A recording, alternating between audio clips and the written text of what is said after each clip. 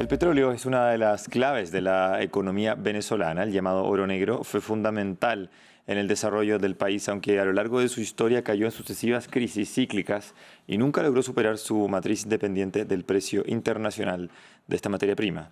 La industria lleva años estancada, lo que el gobierno de Nicolás Maduro atribuye a las sanciones de Estados Unidos y parte de la comunidad internacional a los malos manejos del gobierno. Para analizar este panorama, conectamos con Humberto Calderón Berti, exministro de Petróleo en Venezuela, expresidente de PDVSA y expresidente de la OPEP.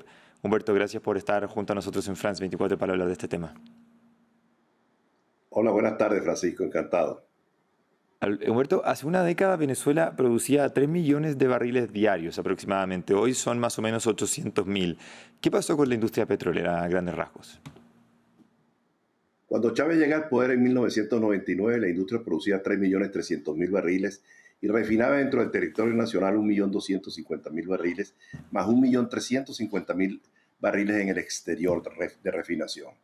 El año 2002-2003 destituyeron a 20.000 funcionarios de Petróleos de Venezuela, el 50% del personal ejecutivo, gerencial, técnico y obrero especializado, y eso fue sustituido por 120.000 personas sin experiencia, sin conocimientos, sin ninguna trayectoria dentro del sector. La industria petrolera entró en una barrena, empezó a decaer, la producción disminuyó, llegó a situarse en menos de 500.000 de barriles de petróleo por día. En estos momentos están produciendo 800.000 barriles por día y la refinación es menor a menos de 300.000 barriles por día, lo cual hace que en Venezuela haya escasez de combustible, de gasolina, de diésel, etcétera, y eso significa un grave problema para un país que se jacta de tener las mayores reservas petroleras del mundo, cosa que no es cierta. Tiene mucho petróleo, pero no es que tiene las mayores reservas. Es un petróleo muy pesado de la faja del Orinoco, extra pesado. Venezuela sí tiene petróleo mucho, repito, pero no para ser el principal, el que tiene las mayores reservas. Pero aún así, Venezuela debería estar produciendo en estos momentos, si hubiesen continuado los programas que se tenían cuando Chávez llega al poder, alrededor de 5,5 millones, 6 millones de barriles por día, en lugar de 800.000 barriles por día que está produciendo en estos momentos. La inexperiencia, la falta de conocimiento y la galopante corrupción que hay dentro de la industria es lo que ha llevado a la industria a lo que está en estos momentos. Prácticamente destruida, nada que ver con la industria que nosotros conocimos y que nosotros manejamos hace muchos años. Claro, justamente Venezuela, como tú bien decías, aprovechó el boom del petróleo hace unos años de manera bien estratégica. Luego los precios empezaron a bajar. Está todo este tema de la corrupción y el mal manejo que tú mencionabas también. Y ahora están otra vez al alza. ¿Qué debería hacer el país para aprovechar esta alza? Mira, Venezuela no va a cambiar, no va a restablecer su condición de abastecedor seguro y confiable a los mercados petroleros internacionales del hemisferio, de América y de Europa, mientras Maduro continúe al frente de los destinos del país. Él le atribuye a las sanciones de los Estados Unidos la caída de la producción. Eso no es verdad. La producción ha caído por lo que mencioné anteriormente, por falta de conocimiento, experiencia y por una corrupción galopante. El último presidente de Petróleo de Venezuela está en estos momentos, y ministro de Minas está en estos momentos preso. Y ellos mismos lo acusan de haberse llevado más de 20.000 millones de dólares. De manera que Venezuela no va a recuperar esa situación. El problema de Venezuela es político.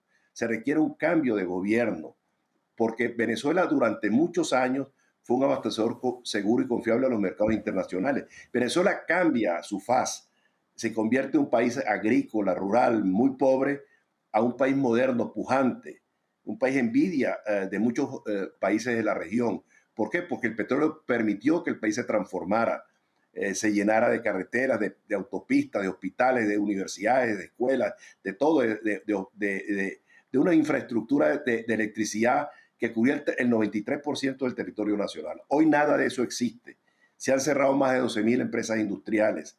La electrificación en Venezuela, la electricidad, hay cortes de electricidad de 4, 5, hasta 10 horas al día en buena parte del territorio nacional. La vialidad está en el suelo. Las escuelas, los niños están recibiendo apenas 2 días a la semana de educación.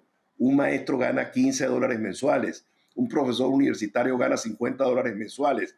No se puede continuar el país funcionando de esta manera. Si no hay un cambio político, la migración venezolana, que hoy significa 8,5 millones de personas en el exterior, en los países vecinos, en los Estados Unidos y en Europa, eso ellos, los mismos venezolanos, han dicho cuando se les encuestó ahora antes de las recientes elecciones, el 20% de la población que está en el territorio nacional está dispuesta a emigrar. Esos son más de 5 millones de personas. Hoy Venezuela es el país que tiene más migrantes en el mundo, más que Siria, más que cualquier otro país que esté en Ucrania, más que cualquier país que esté en guerra. Lo que hay en Venezuela es una guerra del gobierno contra su propia población, cuando la somete a un exterminio por hambre, por miseria, porque no hay trabajo, porque no hay comida, porque no hay manera de poder vivir los pobres, y eso es lo que forza la salida de miles de venezolanos, de millones de venezolanos al exterior, cosa que va a continuar de no haber un cambio político en Venezuela. Y una cuestión adicional es que Venezuela se ha convertido en un foco de inestabilidad en la región.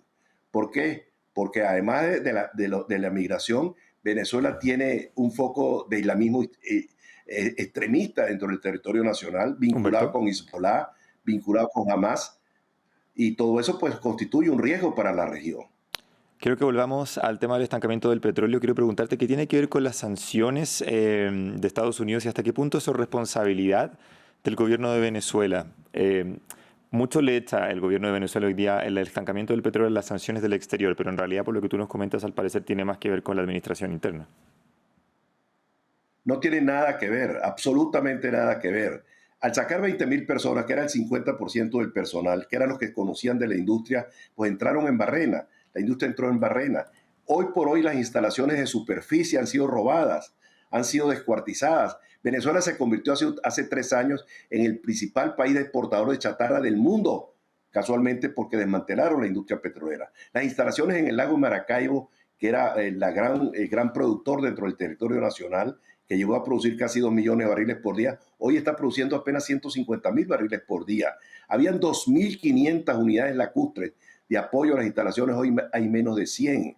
Es decir, las instalaciones de la industria petrolera están en el suelo. Hay que rehacer la industria petrolera, pero es que el país hay que rehacerlo en su integridad, porque está totalmente destruido, y eso será posible solamente con un cambio de gobierno. Las Exacto. compañías petroleras internacionales no van a acudir masivamente a Venezuela hasta tanto no haya condiciones de seguridad jurídica y de Y estabilidad, estabilidad. porque la gente no puede estar sujeta, los inversionistas, cada 6 meses a que el gobierno de los Estados Unidos, la OFAC, le autorice a continuar o no en las operaciones petroleras dentro del territorio nacional. Bien, está muy claro el panorama que tú nos comentabas entonces. Conversamos con Humberto Calderón Berti, exministro de Petróleo en Venezuela. Quiero agradecerte por tu clara entrevista aquí en France 24. Muchas gracias, un fuerte abrazo.